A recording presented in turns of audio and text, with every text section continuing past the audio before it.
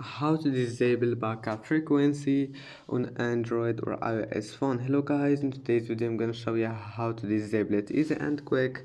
First open a Truecaller and then click on your profile here,